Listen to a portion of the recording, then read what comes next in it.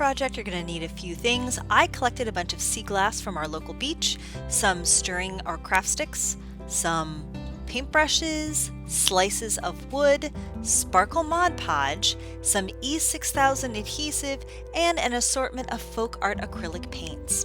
So the first thing you're going to want to do is base coat the wood slice that you of your size. This is kind of a birch one with an aqua color. I just like that color myself, but of course you can choose whatever color works with your decorating theme. And then you're going to use a little bit of the white paint to create a snowy ground. And it shouldn't be straight across. Make sure it's kind of wavy and drifty the way snow would be. Step 3 is going to be to determine the position of your trees and mark a place to paint the trunks. Now I'm using a brown paint. I also used a little bit of water to thin it out. As you can see, it can be very thick, and even with a fine line, it can be just a little much. I didn't mind a little bit of a folk art look. You know, this is kind of rough, but make sure you add a few little places to add tree trunks as well. So just paint that out and let it dry.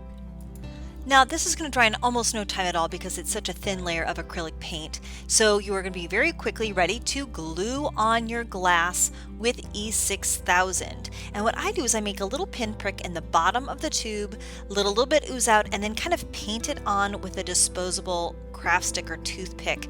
This one is as a mini pick, and so it's got a nice flat surface. And as you can see, I'm just using little shards that look kind of triangular so that they look like little trees in the distance. Now once those are dry, you can go ahead and add a little bit of Mod Podge. I just dab on the shimmer version of the Mod Podge onto the sea glass. I even do a little bit of flicking onto the top to make it look like snow. I just find that this adds a little bit of shine and sparkle and kind of makes that sea glass even pop out a little more. Of course, you're going to want to let that dry, and once you do, you can add some stickers on the back that say 2020. You can hand letter on your family name or the date, or even better, maybe even add where you got your little bits of beach glass, because now it's a memory that you can have in perpetuity. Add a little hole in the top with a drill and some craft twine, and you are ready to go. I hope this inspires you to use some of your collected memories of your days at the beach to make a beautiful ornament to keep for yourself as a keepsake or to give to friends. Thank you so much for watching. Please like, subscribe, and as always, have a crafty day.